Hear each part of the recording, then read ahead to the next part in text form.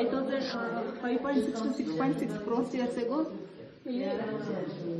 ಸಮುದ್ರದಲ್ಲಿ ಸಬ್ಬರ್ಜ್ ಆಗಿದ್ದು ಎಲ್ಲ ಫಾಸಿಲ್ ಆಗ್ಬಿಟ್ಟಿದೆ. ಸೊ ನಾವು ಈಗ 6.6 crores ವರ್ಷದ ನಂತರ ಇದನ್ನ ಬಂದು ನೋಡ್ತಾ ಇದ್ದೀವಿ.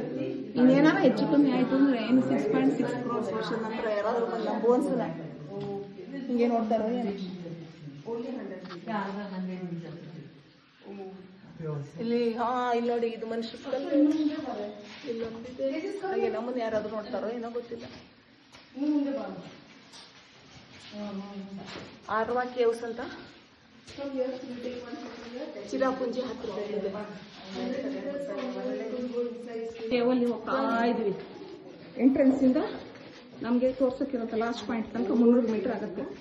ಇದು ಒಳಗೆ ಕೇವ್ ಒಳಗೆ almost 200 meters inside the cave. ಸಣ್ಣ ಪುಟ್ಟ ಹುಳ ಹುಪ್ಪಟೆ ಇದ್ದಾವೆ. ಗೈಡ್ಗಳು ತೋರಿಸ್ತಿದ್ರೆ ನಮ್ಗೆ ಗೊತ್ತಾಗಲ್ಲ. ಗೈಡ್ ತೋರಿಸಿದ್ರಿಂದ ಗೊತ್ತಾಯ್ತು. ಇಲ್ಲ ಗೂಗಲ್ ಮಾಡ್ಕೊಂಡು ಬರ್ಬೇಕು. ಹುಳ ಹುಪ್ಪಟೆ don't urinate inside the caves ಅಂತ ಹಾಕ್ಬಿಟ್ಟಿದ್ದಾರೆ ಕಮೆಂಟ್. ಇಲ್ಲೊಂದು ಕೇವ್ ತರ ಕಾಣ್ತಾ ಇದೆ. ಒಂಥರ ಬರ್ತ್ ಕೆನಾಲ್ ತರ ಫೀಲ್ ಆಗುತ್ತೆ.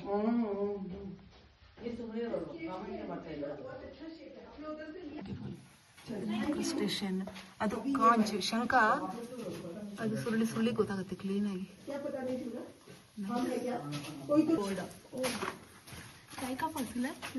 What was full? Huh? Full shell. Yeah. But some people they touch and now it's flat.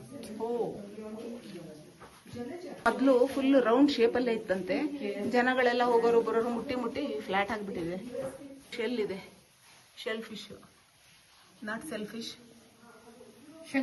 May be seaweeds or something. ಇಲ್ಲಿ ಎಲ್ಲ ಕ್ಲಸ್ಟರ್ ಇದೆ. Wow.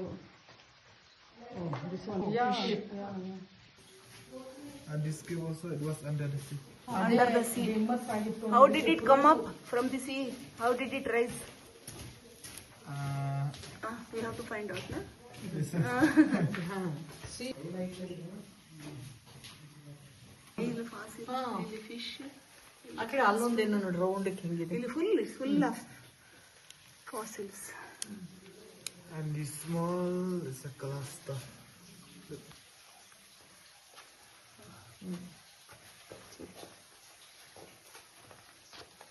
Maybe even these small creatures thought they are immortals. The way we think about ourselves. Here there is one. ಬೇಕಲ್ವಾ? ಅಲ್ಲೊಂದು ಹುಳನೂ ಇದೆ ಇಲ್ಲಿ. ಏನೋ ಮಾಡ್ತಾ ಇದೆ.